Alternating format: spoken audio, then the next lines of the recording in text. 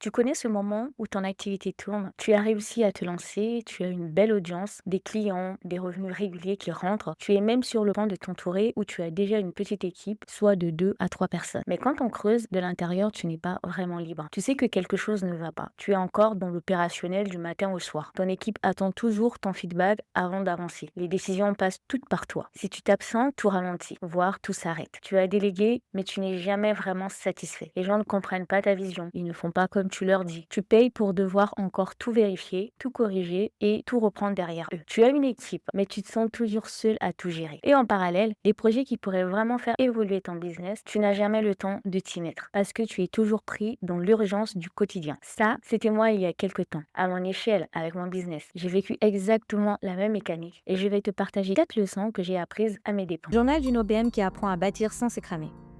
Bienvenue dans le podcast de T'inquiète, tu gères. Hello, moi c'est Rosa. J'aide les créateurs de programmes et mentors de web à structurer leur business pour qu'ils tournent sans eux de façon prévisible, rentable et durable. Ici, pas de théorie magique. Je partage ce que je vis, pas ce que je prétends savoir. Mes leçons, mes galères, mes réussites pour t'aider à reprendre ta place de CEO sans t'épuiser et sans sacrifier l'essentiel. Je parle de coulisses, de structure, de système, de productivité, d'expérience client, d'équilibre et de délégation. Parce que oui, on peut scaler sans s'épuiser, sans vendre son âme au diable pour quelques chiffres et sans sacrifier les dîners en famille pour faire croître son business. Alors installe-toi dès maintenant, on commence. Voilà.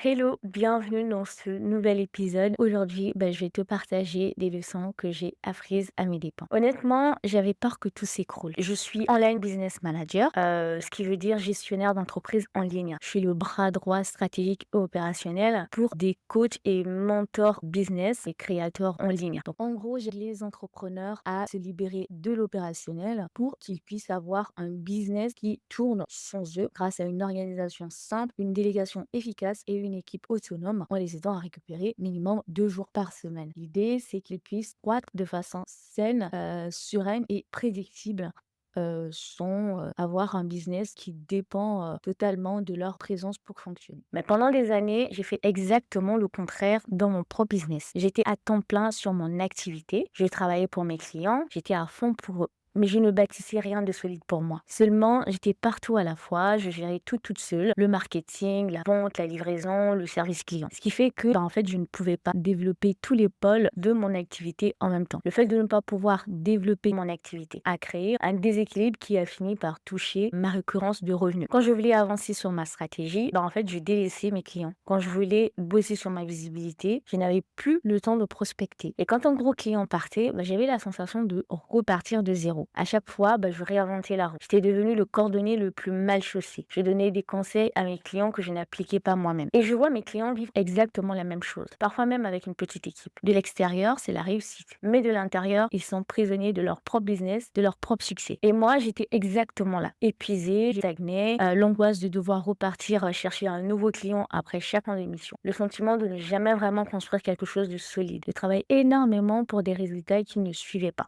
Et à un moment, j'ai dit stop. Quand j'ai pris la décision de reprendre un poste salarié fin 2025, honnêtement, j'avais la boule au ventre. J'avais peur, j'étais mitigée, j'étais entre liberté et sécurité. D'un côté, j'étais contente de me dire, je vais avoir la sécurité de l'emploi et les revenus réguliers. Je vais pouvoir développer mon business sans stresser sur la recherche de clients. Mais de l'autre côté, je perdais ma liberté et ma flexibilité.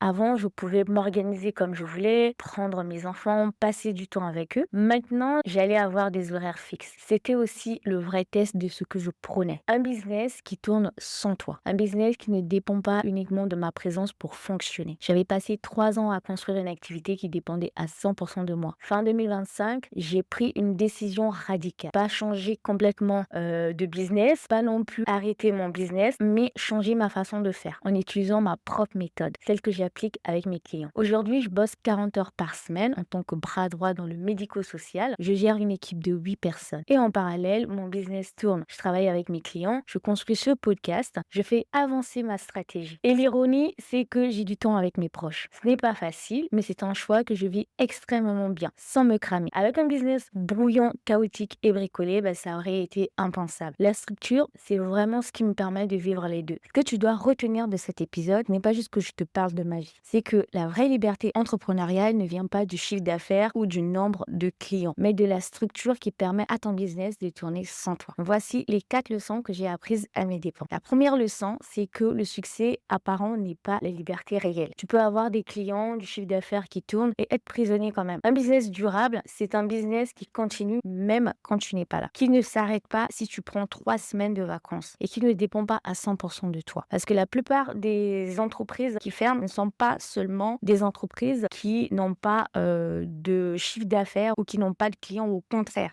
En général, ils ont des clients. Lancer une activité, ça va quoi. Tu peux facilement avoir des clients, mais c'est la tenir sur la durée qui est un vrai dilemme. Et donc, la leçon, c'est que ce qui t'a permis de te lancer ne te permettra pas de durer. Ce qui t'a amené ici ne t'amènera pas là-bas. Faire tout toi-même t'a permis de lancer ton activité. Félicitations parce que tu as réussi à faire ce que la plupart des entrepreneurs ont du mal à faire, démarrer une activité. Mais ça t'empêche de durer parce que, encore comme je disais, lancer une activité, trouver ses premiers clients, c'est beaucoup plus facile que de faire durer une activité. La plupart des entrepreneurs qui mettent la clé sous la porte, ce n'est pas parce qu'ils n'avaient pas de clients, c'est parce qu'ils n'avaient pas de structure. Donc c'est hyper important de comprendre ça. La troisième leçon, c'est la suite de la deuxième leçon, c'est que la structure, c'est ce qui te libère. Sans structure, tu es la machine. Tu es au centre de tout. Avec la structure, tu pilotes la machine. Tu peux t'absenter, tu peux souffler, tu peux partir 3 jours. D'ailleurs, si tu veux savoir si ton business est en bonne santé, je te donne un test par 3 jours et ensuite on en parlera. La structure n'est pas réservée qu'à une élite. La structure n'est pas réservée uniquement aux grandes entreprises. Peu importe la taille de ton business, tu dois mettre en place une structure parce que c'est celle qui va te permettre de durer. On ne te demande pas de mettre une structure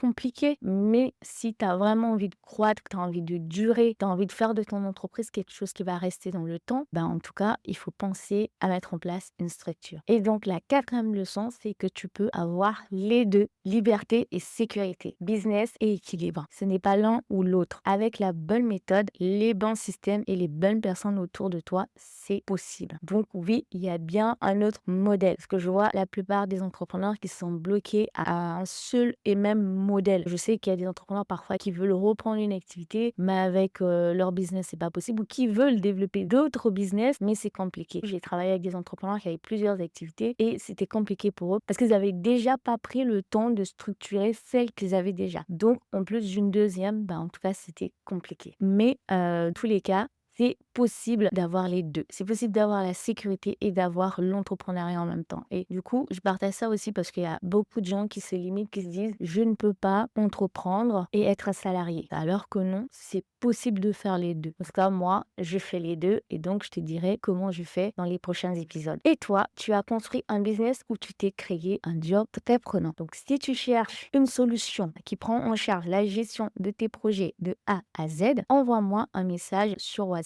On prend 15 minutes pour voir si je peux t'aider. Le lien est juste en description. Donc, si cet épisode t'a parlé, partage-le à un entrepreneur qui en a besoin. Et je te dis à très vite. C'était Rosa. C'est la fin de cet épisode et je te remercie de m'avoir écouté jusqu'au bout. J'espère qu'il t'a plu. D'ailleurs, pour me soutenir, merci de me laisser un 5 étoiles sur la plateforme de ton écoute. Et si ce n'est pas encore fait, n'hésite pas à t'abonner maintenant au podcast pour être prévenu des prochains épisodes. En attendant le prochain épisode, je te dis à la semaine prochaine.